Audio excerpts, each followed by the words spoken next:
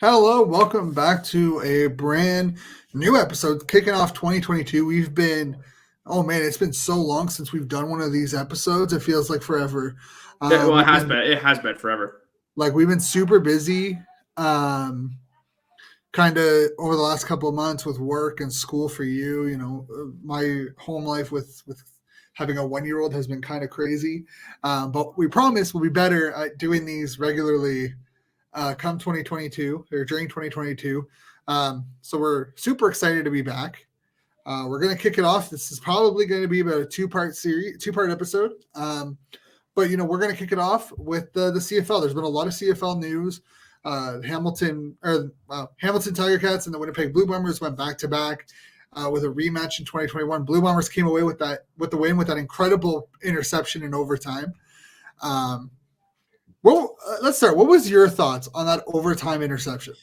Okay, so I was at the game, right? So my seats were kind of we were in the corner of the far end zone. So my view of what actually happened wasn't phenomenal. But holy crap, man, you go back and you watch that play, like that is one of those plays that I think is going to live forever for Blue Bombers fans. Like you and I, as Red Blacks people, that tackle that Abdul Kane made on the goal line in Grey Cup 106, nobody's ever going to forget that one. Like that interception was a play to win a championship in a game that, frankly, Winnipeg didn't really deserve to win. But that's what championship teams are made of. They'd faced the adversity in that game. They faced it against Saskatchewan in the West Final. And, they were the best team in the CFL all season long, and they got rewarded for it. So that play was just a encapsulation of their entire season, I think. Yeah, I mean, I thought it hit the ground at first. I was at home watching with my family, and I was like, oh, man, he broke it up. And then it's like, nope, it's an interception. And I was like, there's no way this doesn't hit the ground. Yeah. And then they show the back angle, and I'm like, that's almost as impressive as, the Ernest juggle. Yeah, it's on the same level. Like, but I think one thing about that game doesn't get mentioned enough. Where people talk about the 2 points given up on Rouges in that game, nobody's going to talk about that holding call in overtime. Like that was a killer holding penalty. Like, yep. Correct me if I'm wrong here. I don't think Winnipeg scored the 2-point convert on their drive. I think it was just, or they did score? No, did they? Didn't. No, they didn't. I don't think so. They may have by 6. Might be wrong. Yeah, it's been a couple of months. We'll verify that one, but it's actually been less than a month, so I don't know what I'm talking about. 2021. Yeah, but Hamilton got a big play in that first play of overtime when they had the football, but they took a penalty and it came back the other way. So, like, as much as people want to talk about the Rouges they gave up in the second half, that yes, they did cost them the game if you want to look at it that way, but I think that holding penalty was what really hurt them, and the play calling afterwards as well. When you just go for the big play, time and time again, when you have three downs to get 20 yards. Like there's no two ways about it. You're not kicking a field goal. You have 3 downs. You don't have to get 20 yards in one play. Take the conservative option, and have a guy. You have Brandon Banks, get him on the inside of the field and let him get some yards after the catch. Why not? Yeah, and they did actually hit the 2-point conversion. But yeah, I mean, overall, like that game was exciting to watch. The first quarter was kind of bad, if I'm honest. Like it wasn't entertaining, but that's typical of a championship game.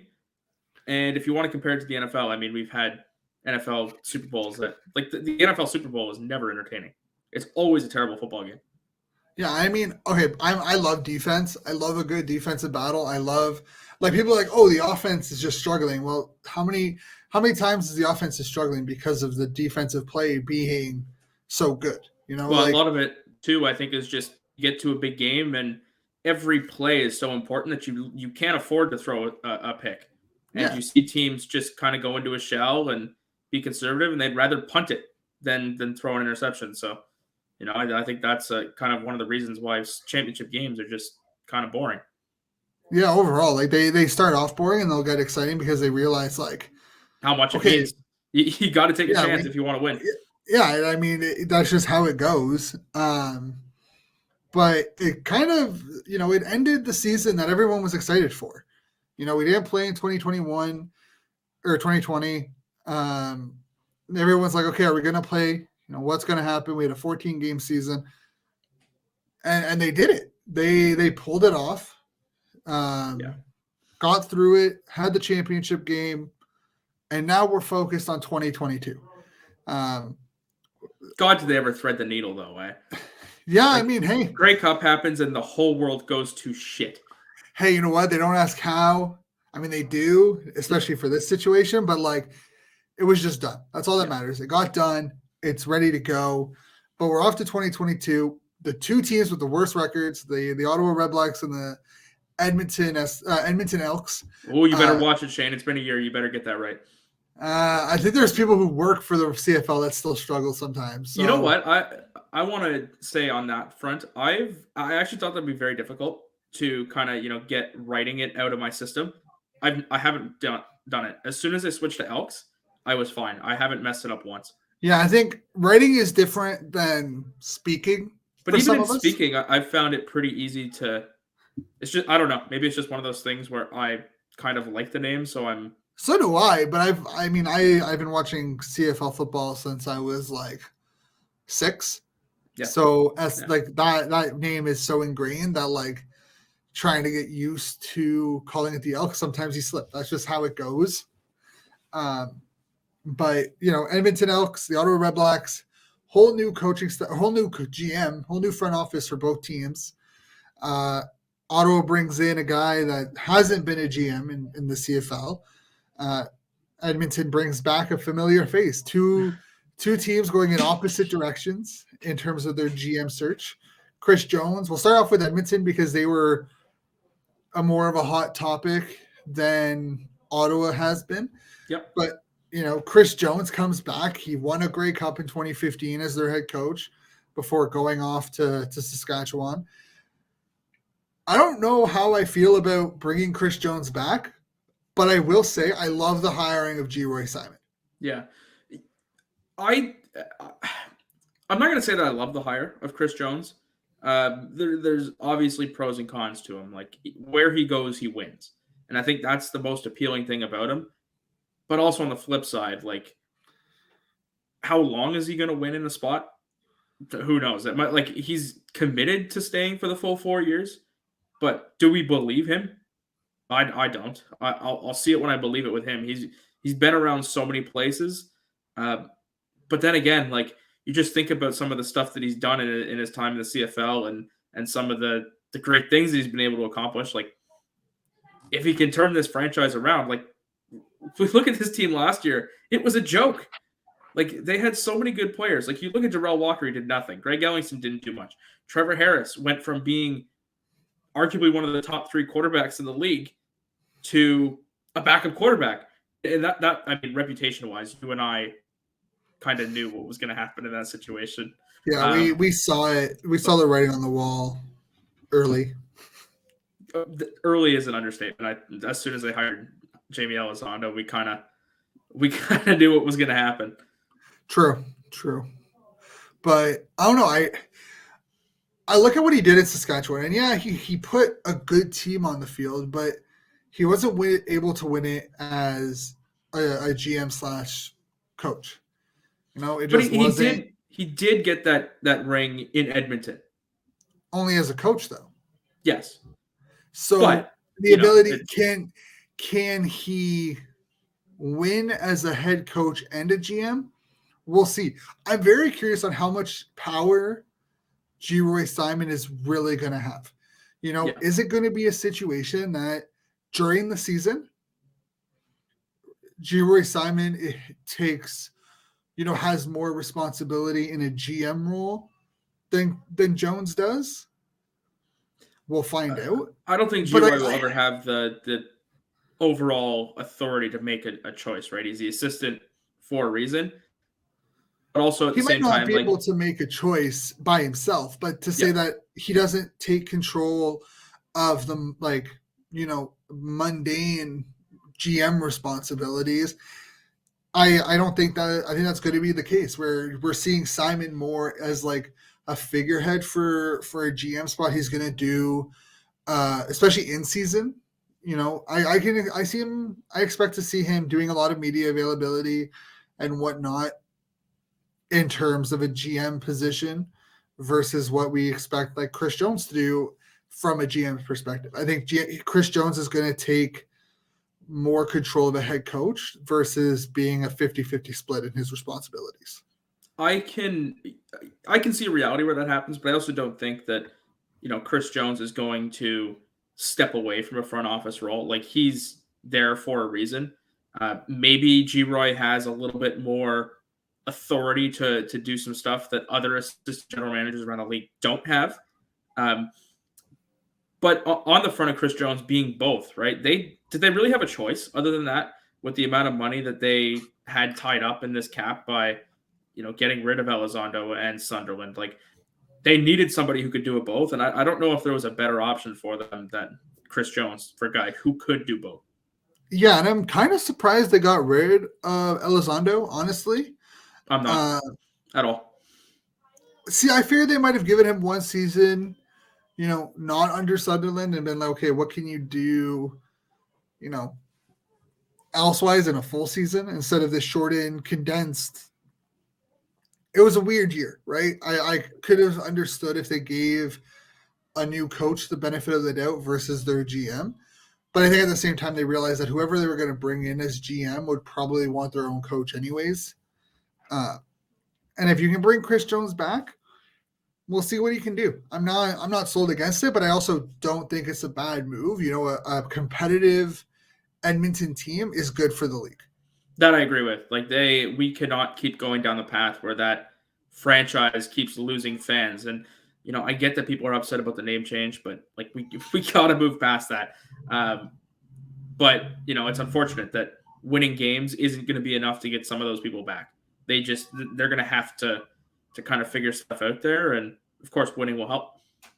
Yeah. I mean, they're a lot of their older fans decided that like, oh, you're changing your name, I'm no longer a fan, which makes absolutely no sense to me personally. Yeah. Like, you're not going to be a fan because they changed their name. It's the same organization, they're just under a different name. It's not acting like the same organization right now. No, that's very true. But before I move to Ottawa, they released 11 players shortly after Chris Jones was named head coach and GM, and two of those players are friends of the show, and Derek Dennis and Jonathan Rose. I think we've both been pretty adamant that both of them coming to Ottawa would be ideal. From a fan perspective, from a football perspective, I don't know. Rose might be a touch tough, is what I'm trying to say. Oh, I mean, in a secondary, but I don't expect them, but it would be nice. Yeah. I want to pull up that article. There was a couple of other players in that were released. Most of them, I think, outside of Dennis, James Tuck was one of them. Most of them were free agents. Yeah. In February, so they just get an early free agency. But Sir Vincent Rogers, James Tuck, Marty Edwards, those guys. Even Chris Kasher. There's a lot of guys that I think a lot of people were surprised and were expected to be back in the green and yellow next season. There's a lot of them, though, that I'm not surprised. Like Sir Vincent Rogers. I feel so bad for that guy because it hasn't worked.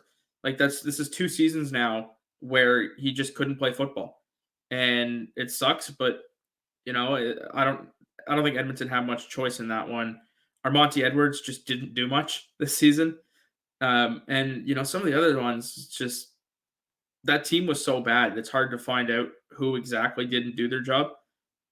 But I don't think there was many people who really did. Like, there's a couple players on there that I would want to keep around, but overall, I think that it's pretty slim pickings there and what their actual free agents are now. Yeah, I mean, we have a full spreadsheet of who the free agents are, and there's some good free agents this year. And it's going to be interesting to see who Chris Jones goes after. But moving on from Edmonton and what they'll do, because we'll be talking plenty of them over the next like month, heading into free agency, because free agency is like a month and a half away, not even a month and 5 days. Early February, I believe it is. Yeah, February 8th. Yeah. So we'll be talking plenty of this over the next couple of weeks. But going over to the other team that finished 3-5 or 3-12 or 3-11, 3-11 was the Ottawa Red Blacks, and they brought in their new GM coming out of Hamilton. Can't remember his first name. I'm blanking on his first name. Shawn. See, I thought it was Burke. I thought it was Shawn Burke, but I'm like, no, that's a hockey coach. You're gonna keep thinking Brian Burke. I've done it. I've had to Google his name just about every time I've written it. I thought it was Shawn, but I'm like, no, that's a goalie. Like what? Yeah, every single time I've written his name, I've had to Google what his first name is. Yeah, that's understandable. But yeah, I don't know how I feel about this. I mean, clearly what he's done is, like, in his role has worked for Hamilton.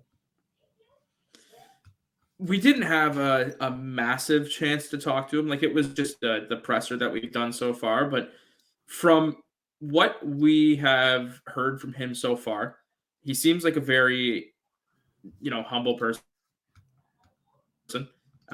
He seems to know that the day-to-day football, like he's not coming from a background of, coming into the CFL as a coach and working his way up to a general manager, right?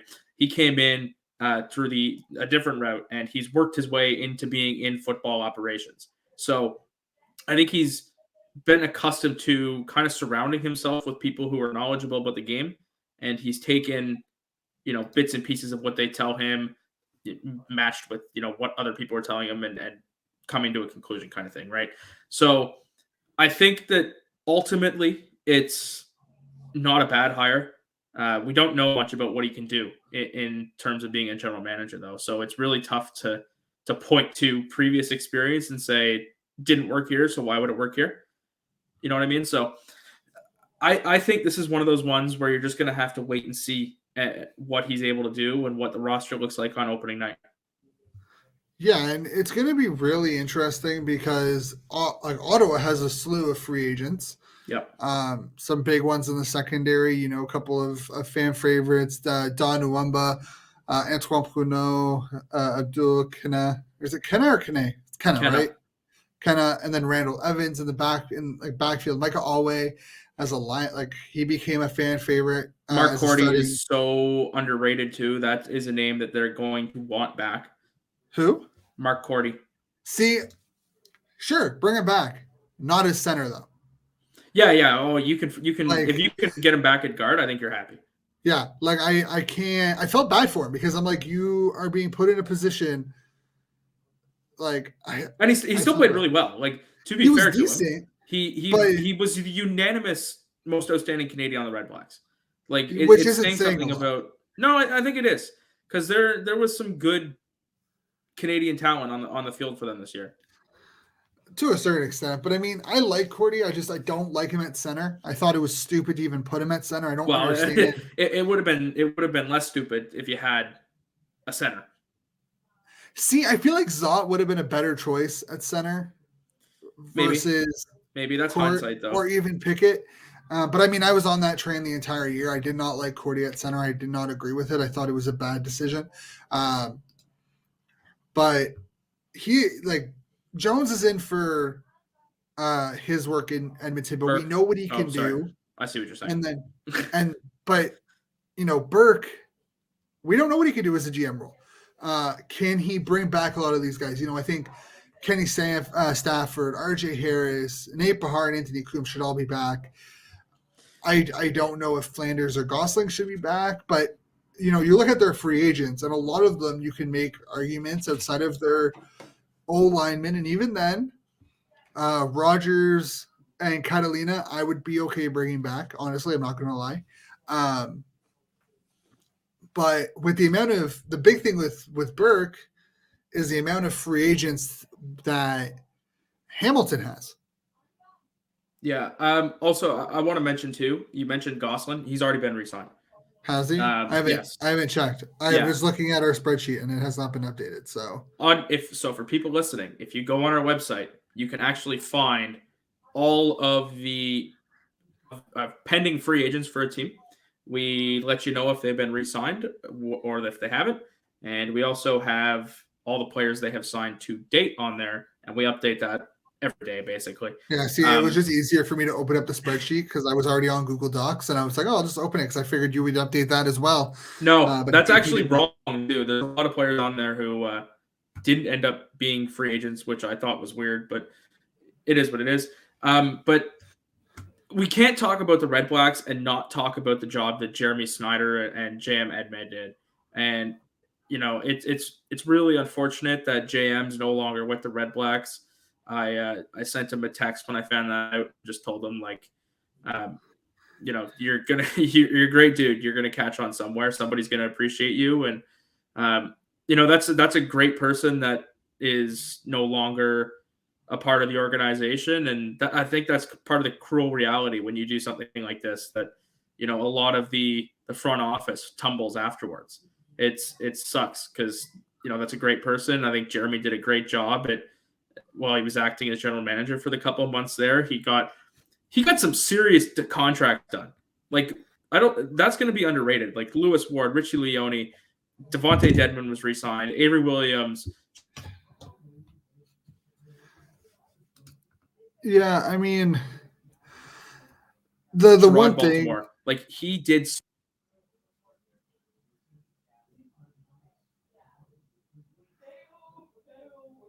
We're having some technical difficulties. Let's say Frankie just cut out quickly.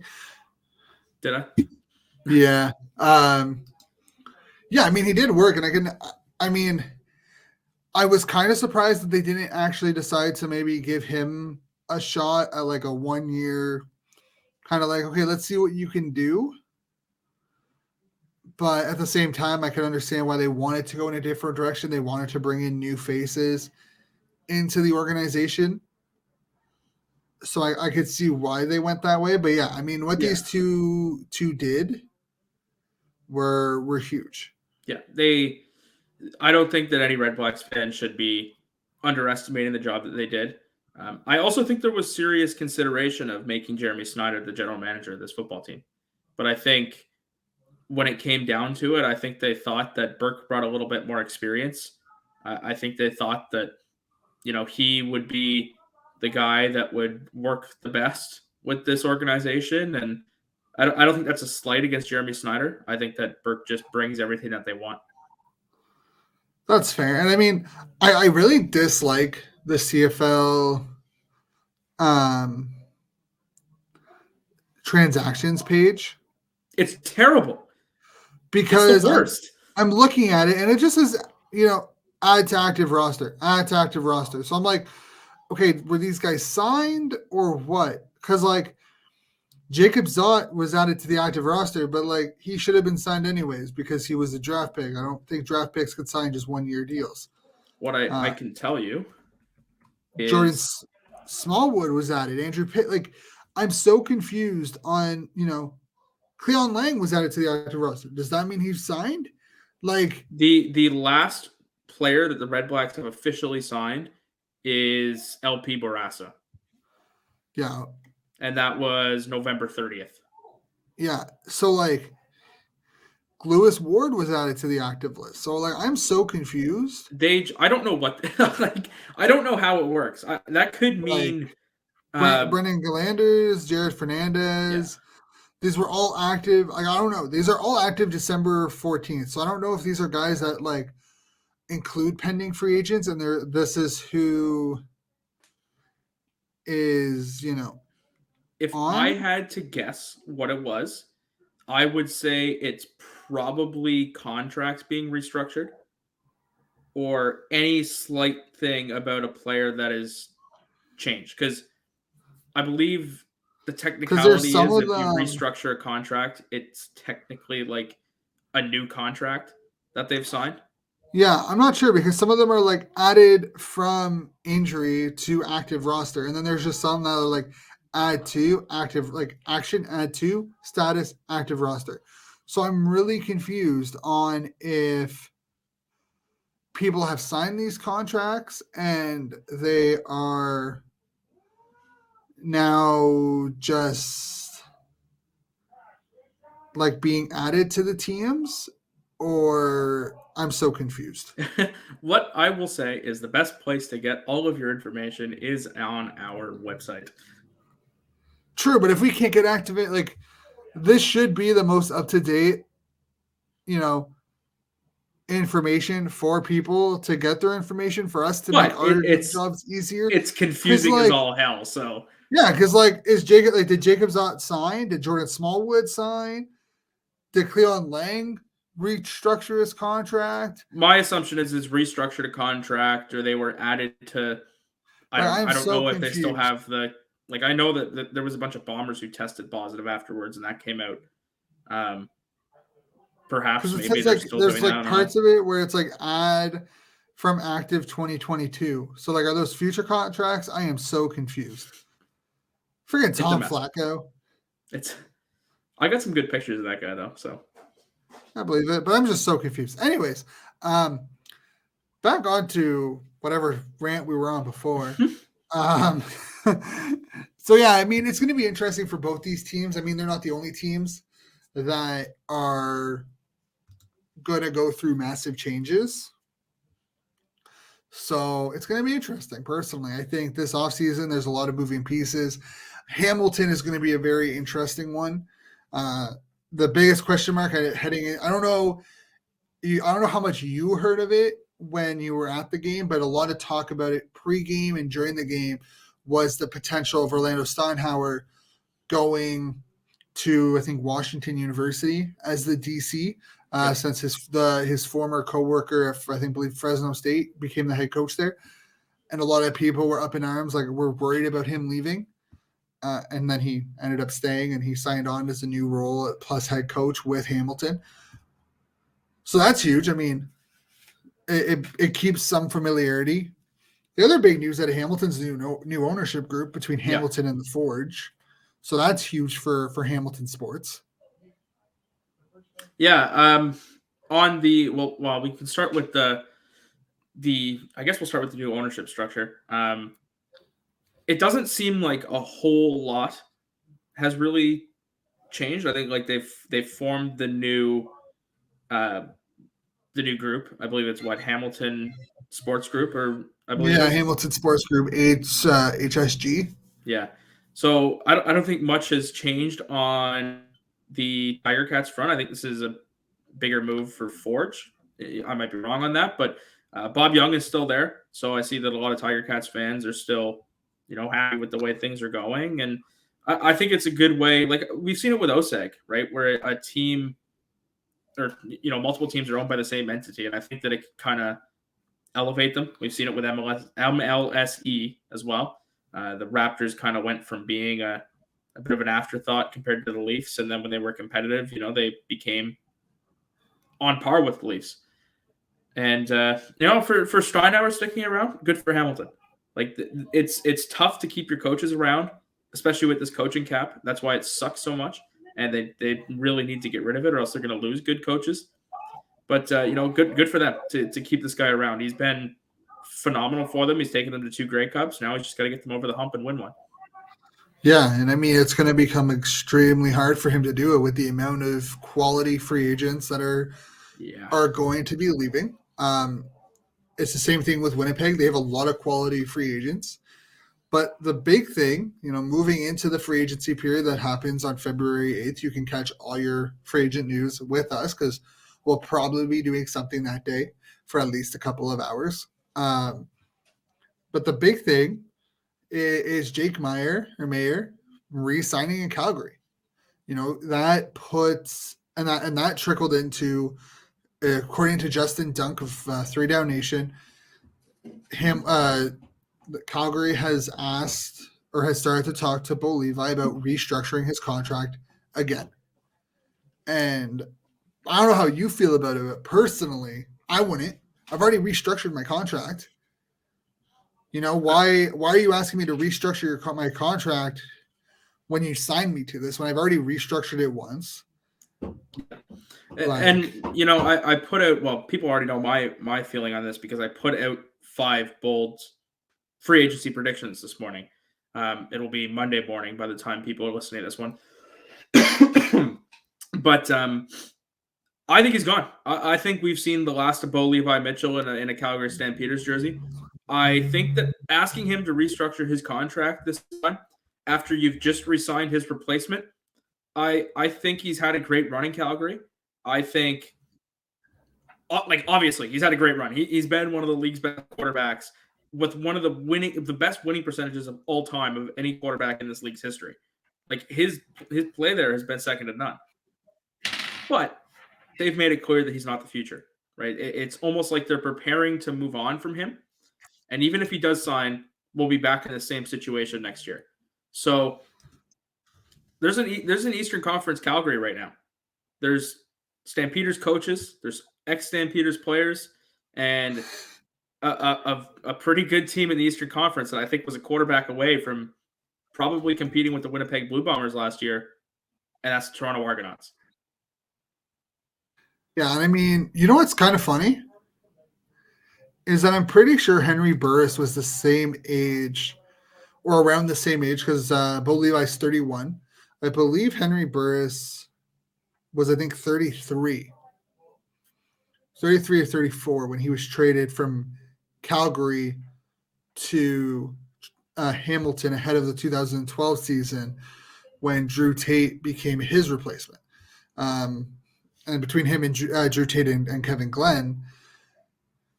And then, this outside of Anthony Calvillo, who started his career with the Las Vegas Posse and then went to the Hamilton Tiger Cats and then found a home in Montreal. Most Hall of Fame quarterbacks have spent times on multiple teams. Yeah.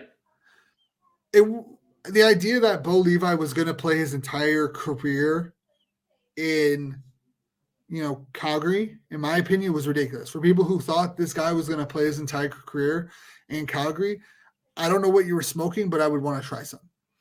If Ricky Ray can get traded,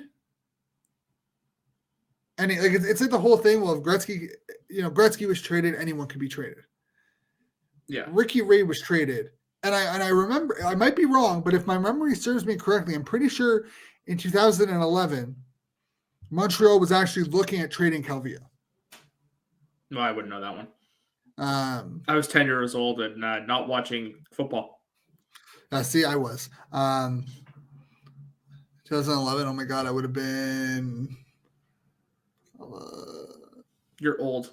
You need an abacus. 2010. I would have been 14.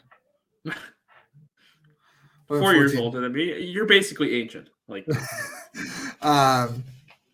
but overall, like,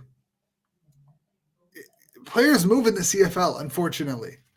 I think it just makes too much sense for Toronto to be his place to play next season, right? Like we're looking at a team who's desperate to find a superstar.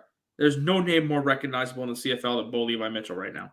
Yeah, and you pair him up. I think it gives you instant street cred. You have the league's best quarterback. Whether Toronto will care or not, well, we don't know. But that's a team. It's the perfect opportunity for Pinball to bring in an elite quarterback. It's the guy that the coach is going to want, and he's got all kinds of ex-Stampeders there. It just makes too much sense. Yeah, I mean, you just signed Corey Mace, who is one hell of a coach, as your DC. It's going to be crazy to see what happens, this winter.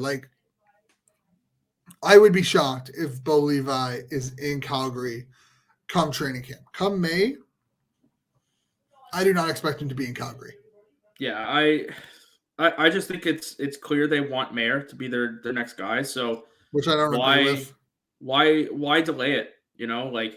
I think, to be honest, them bringing him back this year was more of a desperation because they lost Nick Arbuckle. And say what you want about Nick Arbuckle, but at the time, people thought he would be the future of that team. They lost him, right? They didn't have that option anymore.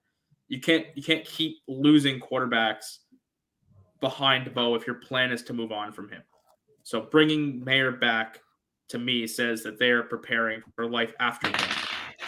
Yeah, and I mean, personally, I think Ottawa would that would also be a splash. You really want to Ottawa has two, unlike Edmonton, where it's clear that they need to win and that they're going to do their best to win. That's why you brought in Chris Jones. It's to be a contender in 2022. Ottawa doesn't necessarily have that kind of pressure. You just have to commit to either development or winning. You can't be in the middle, which I think Desjardins was kind of in the middle his last 2 seasons in Ottawa, where he was like, we want to develop, but we also want to be competitive. If Ottawa wants to be competitive, as much as I like Caleb Evans, and you know I'm a huge Caleb Evans fan, I was rooting for him in training camp. I thought he has CFL starter caliber potential. But if you're competitive, there's no other quarterback in the league, if he is available, that is better than Bo Levi. That's true. But you have to – I think there's also a factor of weighing the pros and cons. I think Caleb Evans is very similar to Vernon Adams to me, right? He has the same running ability. He has the big arm. He likes to stretch the field, and I think he can. If you give him a good offensive line and a couple of weapons, I think he'll be a really good quarterback. The question is, do you want to spend the big bucks on Bo Levi and surround him with perhaps a little bit less on the offensive line and a little bit less in the weapons department? Or do you want to give 24-year-old Caleb Evans an O-line of his dreams and a couple of really nice toys? I don't think you can go wrong with either, to be honest. I think both are really good options. But, it's Shawn Burke's choice ultimately now. And Paul Lapolis, of course. I mean, I think it's also how you want to sell it to the fans, right? You can bring all the weapons. You can bring in, good O-linemen. But you can't necessarily, as much as I like Evans, how are you going to sell Evans and Doug Hodges as playoff caliber quarterbacks? Well, people think Doug is elite. Yeah, I don't get that. How are you going to do that when you bring in all this talent, right? And your biggest problem has been your inability to find good, consistent QB. I think would fans be willing to buy into it is the big question. Because you have to. Ottawa's had two bad years. There's a lot of fans on the fence, including myself. I have season tickets. I've had season tickets the last couple of years. I don't know if I want to renew because I'm sorry, the on-field product isn't worth going to. The games aren't worth going to when you're getting blown out. The last home game was the blowout against Montreal. And that's where you have to make these decisions, unfortunately, is how do you sell it to the fans? And if that means spending the big bucks to bring in Bo Levi Mitchell, it's just like how you did with Henry Burris. You had to sell the fans on something. You went out, you got Henry Burris, and you sold the fans on it. I think it's fair. I think there's an element of wanting to please the fans. But I think you can do it both ways. I think if you go out and you get Bo, you get the fans to buy in from the beginning. But if you don't win games, they will leave again. That's just how sports works. If you come into the season and you say, okay, we're giving the reins to Caleb Evans and we're going to surround him with the best talent we can give him. And sure, maybe the fans don't buy in as much at the beginning, but if you come out and you win football games, I don't think people will care. In terms of they won't care that you don't have Bo. You just have to commit one way or another. You have to commit that, okay, we're going to commit to Caleb Evans. We're gonna surround him with as much talent as we can, but it's going to be a developmental year. He's 24 years old. It's going to be his first full season in the CFL because, let's be honest, I don't care what kind of rookie is going to succeed in that kind of environment. So you commit to him being like, okay, we're going to develop him. He is going to be our quarterback. We are going to develop him. We're going to surround him with as much talent as possible. But if we don't win games, that's okay. I think that's all fans want. Yeah, if you go that route too, I mean, we always do this. We always talk about the Red Blacks a little bit too much. But if you do go that route, I do not want to see, from a me standpoint, I don't think the best route to go would be 2 young quarterbacks. Like, we see it even between like Lewis Ward and Richie Leone last year. It's a perfect example. In that game where Ottawa would have beaten Toronto if Lewis Ward didn't miss 3 field goals. Lewis Ward missed the second one, and he was all upset and frustrated on the bench, and Richie Leone was telling him jokes to try to get his mind back into it. I just think having a veteran quarterback to go alongside Caleb Evans, potentially a guy like Matthew Schultz, or even O'Connor. Yeah, a Jeremiah Mazzoli, which we can get into because I don't think he's going to be signed next season at all. Yeah, we'll get into that a little bit later. But I think a guy that can sit him down on the tablet and say, "Tell me what you're looking at," and then we can get through that together, and we can get you to the point where you can be the quarterback that leads this team to a Grey Cup again. Yeah, and I mean, unfortunately, I know we talk about Red Blacks, but what we're getting out of Chris Jones. You know what to expect out of every other team. I don't know what to expect out of Chris Jones in the quarterback department. Does he stick with Arbuckle? Does he get Mike Riley is apparently on the table now? That's not surprising. Michael Riley, our bad. Yeah, Michael Riley could easily be another trade bait. So yep. But you know what to expect out of Chris Jones. He has a track record in this league. It's the same with Montreal. It's the same with Hamilton, Toronto. There are players, there are people in front offices have a track record in this league. So you kind of know what to expect. These teams are going to push for competitive. Ottawa is that one team where they've had 2 really bad years. You're basically getting a rookie GM. You have a choice to make at quarterback. Because realistically, outside of, arguably Hamilton and Edmonton, but even then you have Arbuckle, and that's kind of the idea. Arbuckle's most likely going to be the starter. Hamilton, it's Evans or nothing between the two of them, in my opinion. I think it's either Dane Evans. And Toronto, yeah, I think they're convinced on Bethel Thompson. I don't think they're going to break a bank for the quarterback. I don't think they're going to reach out. Ottawa is one of those teams that can go either way. Yeah. Ottawa can go full-blown quarterback heavy, spend the big bucks on a quarterback, or they can spend their big bucks on everyone else and go, inexpensive quarterback and be a development year for the quarterback. So, yeah, I know we're talking about Ottawa a little bit too much, but it's not like the storylines aren't there, and it's not like it's not going to be there in a month. These storylines are going to follow Ottawa for the next month and a bit. It's going to follow them into the season. Unfortunately for other fans, that's where it is. There isn't many storylines with any other team. One of the more interesting ones, I want to flash to the Tiger Cats really quick. Dane Evans said he's testing for agency. Yeah, so that's not surprising. But that is an exceptionally difficult situation for the Tiger Cats because you don't want to go into free agency not knowing who your quarterback is going to be. It's tough for them because Jeremiah Mazzoli isn't an option at this point. If he's unvaccinated and he can't go play games out west, let's remember the Grey Cup is in Saskatchewan.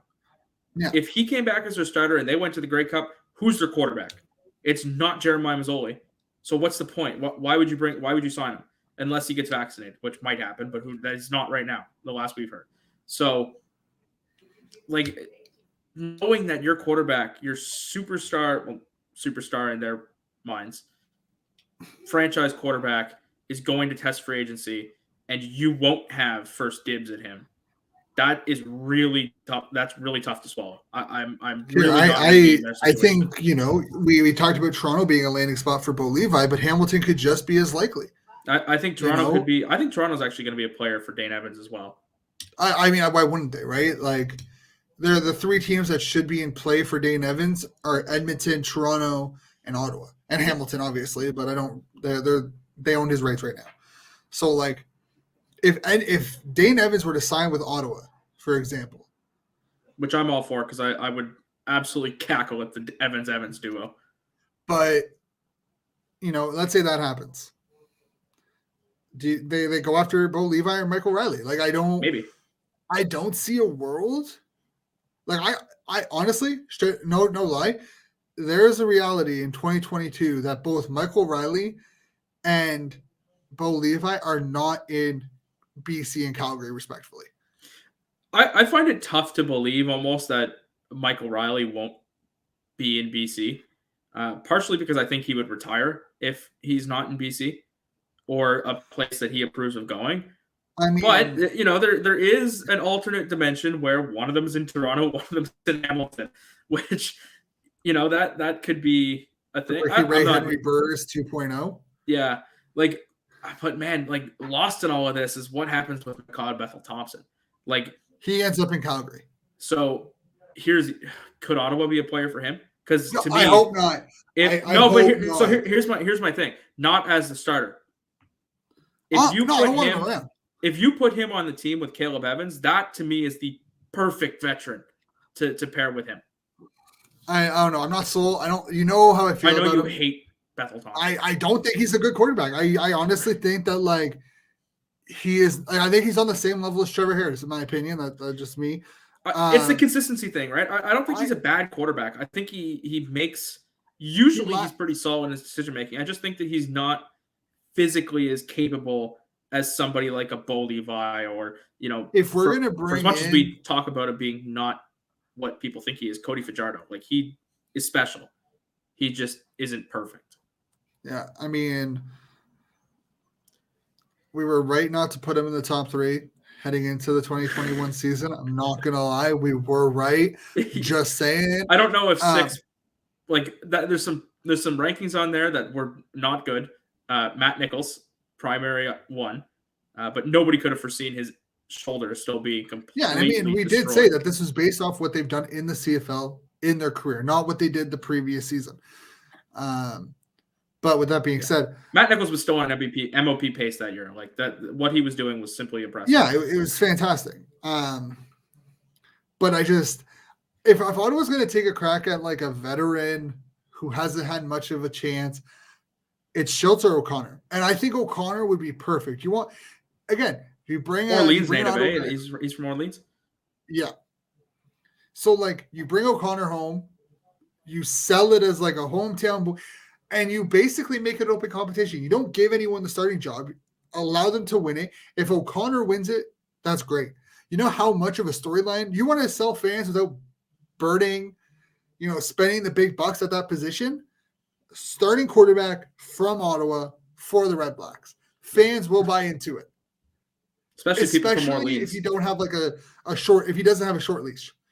You give him time to actually, gel with the offense, you'll sell fans. You don't have to go out and get Bo Levi or Dane Evans to sell fans. You just have to be consistent in your messaging to fans to sell, and that's Ottawa's biggest problem. Yeah. Same with Edmonton. If Edmonton won, and I think that's the problem with Toronto. Toronto cannot afford to have a bad year. Yeah. Yeah. There's so many storylines that we haven't touched on yet. We are most definitely going to over the next couple of weeks. We haven't talked about Montreal. Hey, if you want more episodes, just let us know in the comments. Shoot us a message on Facebook, Twitter, through our website. Let us know that, hey, we want more content. We'll definitely work on creating more content. But before we head off, because we're talking about 50 minutes about the CFL, we do have other sports to talk about. Top 5. I know you released your top 5 bold predictions earlier today. Yep. I agree with a lot of them. I agree with I think almost all of them. When I was reading it, I'm like, yeah, I could see this. What are your 5 players that are heading free agency that you think will be in a different color uniform come training camp in May? Bo Levi Mitchell's not a pending free agent, but he's one of them. As I wrote in that piece, I have Simone Lawrence going to Saskatchewan, which that pissed some Tiger Cats fans off. I believe it. The thing with that one is Simone he's going to be 33 next year. He won the most outstanding defensive player in the East this year. He was a CFL East All-Star. He was a CFL All-Star. Hamilton's window to win a Grey Cup is probably closing, especially if they lose Dane Evans. So to say, like, he might stick around. I know he loves Hamilton, but he might have to look elsewhere to get that ring. And I think Saskatchewan is a perfect fit because they are kind of light on the linebacking core. And I think if you want to talk about passionate fan bases, I think Hamilton's one of them. They live and die with the Tiger Cats, but Saskatchewan is just the same. So I think he'd be loved there, and I think he would love being there. Darvin Adams is another one that I think has seen his days numbered to Winnipeg, and I don't think it's because of lack of production. I think it's because he's just going to have to be expendable based on, Kenny Lawler is up, and they've got so many good offensive linemen up and defensive linemen and linebackers. Like, they are absolutely going to be annihilated. So I have Darvin Adams going to Ottawa simply because Paul LaPolice needs the exact receiver that he is, and he's the perfect fit. I think that Ottawa needs the speedy deep guy, and that's what Darvin Adams is, and LaPolice has some familiarity with him. I had two more guys going to Ottawa, actually. I had they're all Blue Bombers, and that was one of my things.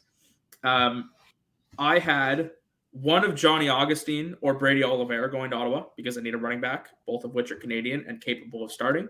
And I also have one of their three Canadian interior offensive linemen, Michael Couture, Drew Desjardins, and Patrick Neufeld. One of them will end up in Ottawa. I mean, those are solid lists. My five, I think, is going to surprise a couple. I don't know if that was five or not, but I think it was more than five, but it got 5 points. Sure.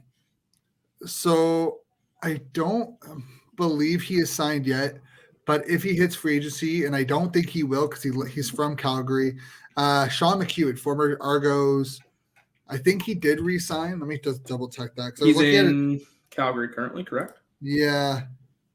McQueen. I know. I don't remember. Currently unsigned. Okay, so he hasn't re-signed yet. He is currently unsigned. Cool.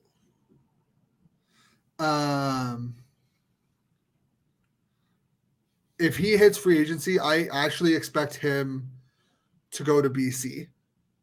I think if you keep Michael Riley, you want to keep him upright, right? He's been hit a lot in BC. I think that's a place that would need interior alignment. I don't get me wrong. I love him in Ottawa, but I think he's wearing a BC jersey next year. My other guy, this one's going to hurt a lot of Red Blacks fans. Antoine Puneau. I think his days are numbered in Ottawa. And I'm completely in agreement with you. The last 2 seasons, he does not look like himself. The injuries have started to pile up for him. Justin Howell is just as good. There's also, and kind of going into my third one is Tunde Adeleke. I think he slots in where Puneau was. Ooh. Okay, people are gonna point at us. I'm gonna give you a couple more afterwards because I can't stand that we're just going Red Blacks. It's just because he played for Carleton. That's the only reason why. He played for Carleton. Ottawa seems to like Hamilton connection with Burke. I think if Puneau ends up leaving, he is the perfect replacement. He has a history with Burke. He has a history with Ottawa.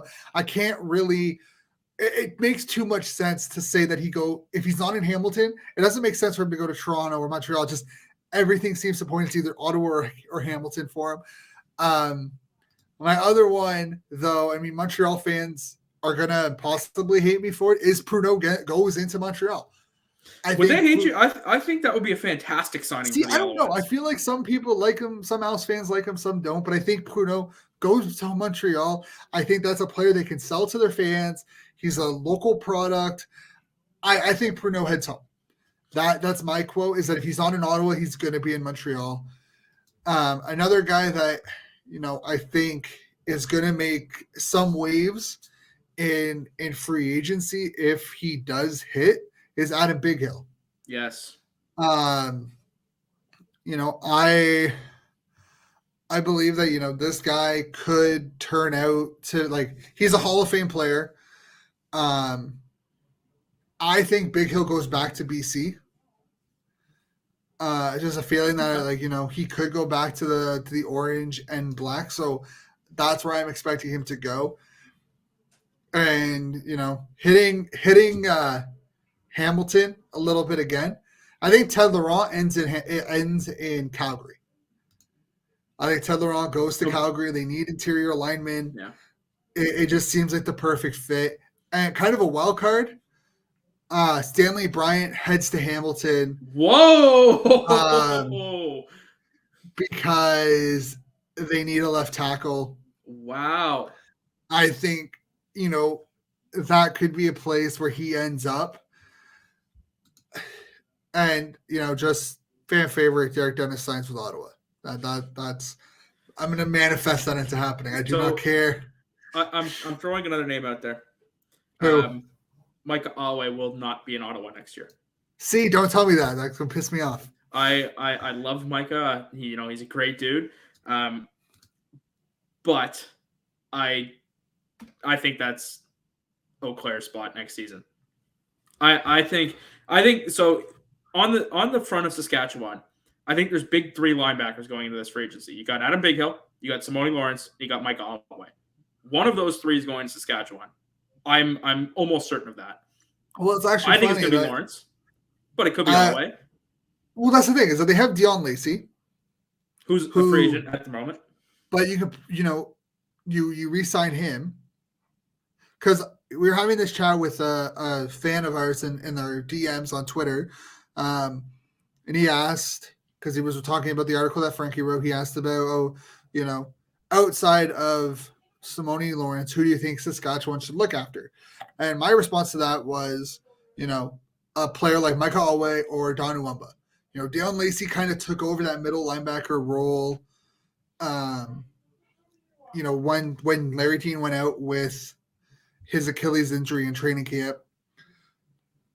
And yes, they've had a lot of injuries in between then, but could a duo or trio of that features Dion Lacey, Micah Alway, and Simone Lawrence be a Grey Cup? That would be unbelievable. Like that would be the best linebacking core in the CFL, bar none. Yeah, but it's Saskatchewan, so it's a possibility. But I don't think, because he asked if we thought Larry Dean would be back in Rough Riders, and I'm like, personally, no. I don't think Dion Lacey is going to be back in the CFL until like July. Coming off Achilles injury, I don't know anything about his medical reports. I don't know where he's at in his recovery, so it's kind of hard to tell. But I would assume, the average recovery time for an Achilles is like a year. It's like a torn ACL or a torn MCL. It can take up to a year. And it's not football, so it's not exactly the same thing. But look at Eric Carlson. You guys never been the same player since. So yeah, you just kind of never know with these things. Yeah, and same with Pat Nichols. His recovery time was a year, and you look at him, he was never the same. And that's the risk with these big injuries. So as much as I like Larry Dean, I don't think he's going to be back in the league. But with that being said, we've talked a lot about the CFL, and we will continue to talk about the CFL. We always do. But, we always go over. To be fair, this is the CFL is what started us, so I feel like it's fair that they get a majority of our show. But we're going to take a quick break. When we're back, we have Rosenthal being fired from the MLB Network for his comments and his towards MLB Commissioner Rob Manfred. We will talk a little bit more about the MLB lockout, as well dive into some of the NHL stuff going on between the postponements in Canada and the Olympics. So stick with us. We'll be right back.